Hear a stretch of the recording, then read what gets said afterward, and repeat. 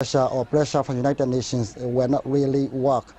And another important country is Russia. Russia is also important because of its veto power in the Security Council. And of course, India is also important, and as the biggest democracy just next to Burma. And then being silent on Burma issue, that is very important issue also. Well, given the fact that China's position seems to be different from back in 1988 when it supported, it would appear, the government in a much more stronger way than it is now, and now it's urging dialogue. Will that be enough? What sort of message will that signal to the generals? I think Chinese government position asking to restrain all parties involved. I think they have to convince the military government more than the other parties. And, you know, other parties are ready to accept China's suggestions, to restrain and to enter into dialogue and to resolve political issue peacefully. But the one who refuse all the suggestion is the military government. So they have to convince the military government more than other parties. Right, Mr. Kusoy, there is talk in the West, at least, of imposing more sanctions.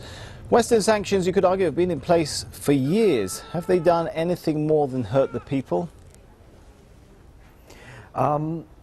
Sanctions, in my opinion, is not the main problem or the main But is it the main solution, or is it a solution at all?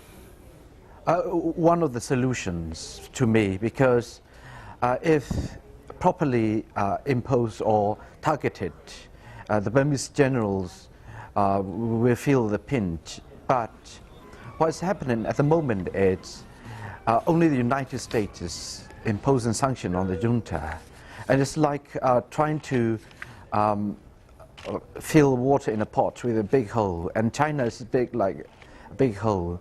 And so, to me, the question, I argue that it goes beyond the sanction, because it is much more to do with whether Burmese junta itself is useful for the country anymore. And there's the question that no analyst would like to ask, because if we really take seriously the situation in Burma, we have to look at how we could help the country gain a credible government that understands people's difficulties and willing to work for the people. And the junta we are having now is neither interested in the affairs of the country, and then at every moment it tries to interfere with the people's life, like imposing prices or burning villages or destroying their livelihoods. And this is the thing that's really hurting the country.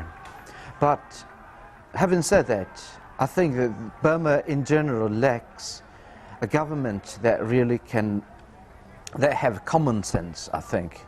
So if it does have a common sense, it doesn't matter whether the country is ruled by the generals or the civilians. People won't rise up, because if they have enough food to eat, I